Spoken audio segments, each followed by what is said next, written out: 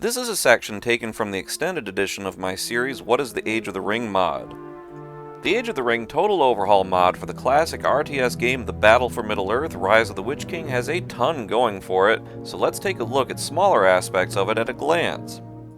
Like the breakdown of the unit differences for Gondor compared to Vanilla's Men of the West.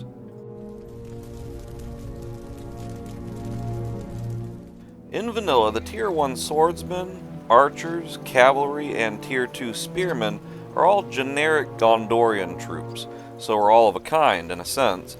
Nothing is known about where they come from. This is important to note considering AOTR's overhaul in a second. The Tier 1 swordsmen just have a shield wall formation, boosting armor but decreasing damage, which is great against spam units especially, but otherwise helps them to hold the line a bit longer than many other factions early game, whereas the archers and cavalry are simple and straightforward. The Rohan units will be covered in the next episode. The Tower Guard spearmen, however, are powerhouses in their own right, having high armor to tank great damage, though move a bit slow as shown earlier. Being the only upper tier melee unit for the faction, this makes them stand out a bit, as per the overall playstyle of Vanilla as a whole. The same holds true with the Rangers of Athelion, a very powerful tier 2 archer unit, covered in a bit. All of these units are generic in the sense that they are all affected by the same standard leadership that all heroes with leadership have, modifiers that affect all units universally with the same stats irrespective of type of unit. For instance, Boromir has a universal leadership affecting all troops, not just melee troops. This is an important distinction to know to better understand AOTR's overhaul of Gondor in a bit. Let us hunt some more.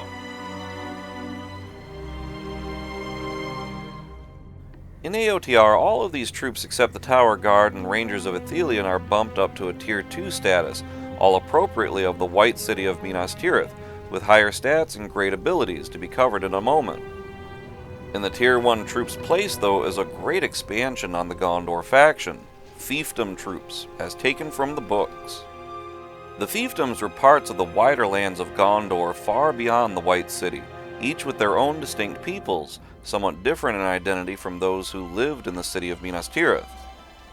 Many troops marched from these faraway lands to the aid of Minas Tirith in the books, a far cry from the impression one gets from the films that it was just the soldiers of Minas Tirith itself defending the city. Reflecting the books, Age of the Ring expands the faction to include fiefdom units, the clansmen of Lamadon's swordsmen, the spearmen of Linhir, the archers of the Blackroot Vale, the axemen from Lasarnuk, and the riders of Pinnith Gelen. All of these are of a kind, simple, straightforward troops, no special abilities except they get a free armor upgrade at level 4, a quicker and cheaper way to upgrade troops than any other faction. Because they are fiefdom troops though, it's tricky to have them buffed by hero leaderships, as you'll see later, making early game strategies tricky to use against many other factions that have early game heroes who can buff them out. Notice neither Faramir nor Boromir buff out the fiefdom units with their leaderships, buffing only a certain series of troops each. It takes a new hero, Imrahil, to buff the fiefdom troops, and only Denethor buffs all the troops. For clarity, it's enough to know at the moment that there are 4 different types of troops: fiefdom units,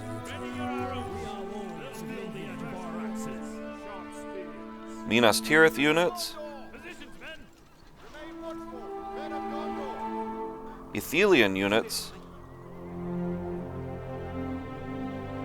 and Dol Amroth units, each with separate leaderships and separate heroes which can provide those leaderships.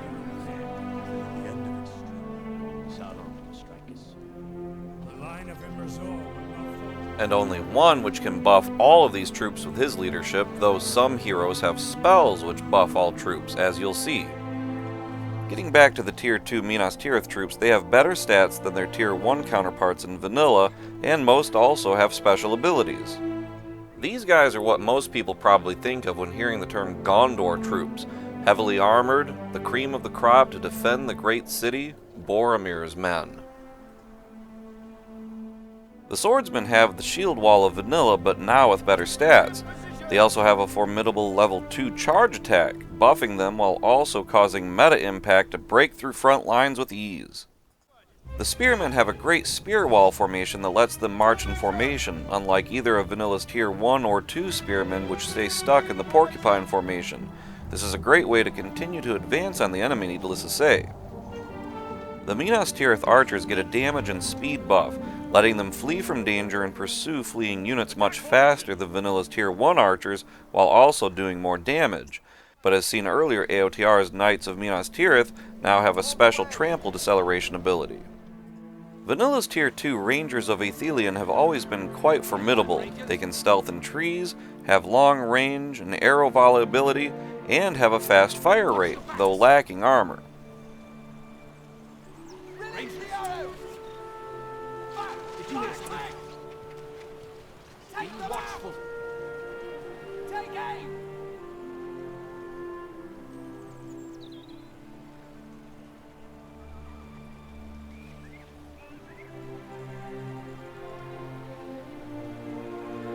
More on these guys a bit later.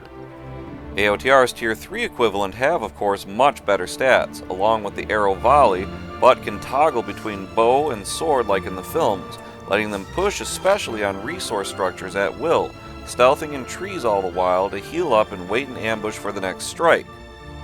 While they get increased armor in sword mode, they still have low armor, so these guys really should only be used to take out structures, not engage in melee attacks with enemy units unless there's no other choice. But they forego the traditional fire arrow upgrade to be replaced with something much better, armor-piercing bodkin arrows. These are to be feared as they're capable of felling even the toughest heroes and monsters with ease. Having a high rate of fire and attack range just like their vanilla counterpart, they can make even shorter work of armies when kept behind frontline troops. Lastly, there is the special Dol Amroth unit, the men-at-arms, covered earlier. Incredible support units for fiefdom troops. Coming to the heroic units, Vanilla's Knights of Dol Amroth are very fast and come with a great charge ability that grants them the capacity to blast through even pikemen with ease. Limited to 3 on the battlefield, they also come in battalions of only 5 troops each, making them a bit vulnerable if not managed well. Knights of the Silver Swan!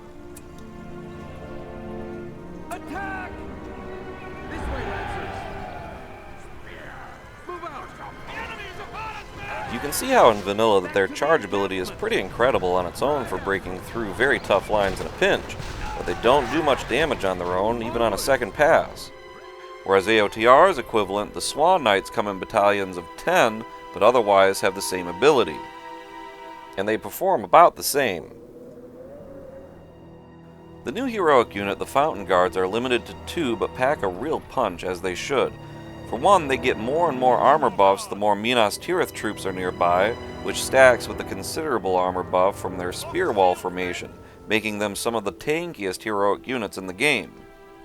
Capable of knocking back troops while buffing themselves, they are practically untouchable except by archers and heroes for those 30 seconds, especially when taking into consideration they can debuff enemies. Their amazing 100% armor buff to structures means they can do all the above while keeping your base itself toughened, made more so considering that buff stacks with other structure armor buffs, to be covered in a bit. They're also a great way to protect small outposts as you try to move forward and expand your base. Speaking of the base, let's move on to structures for a second. There's not much difference in them between Vanilla and AOTR, with a couple exceptions. Vanilla's heroic statue and well have now been combined into one structure, the Monument to Elendil, a more efficient way to getting those base bonuses.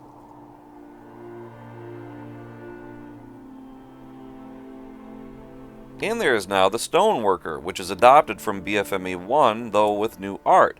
Like in BFME 1, this buffs armor of surrounding buildings in a wide radius, but this version also outputs a small amount of resources while providing a discount on structures.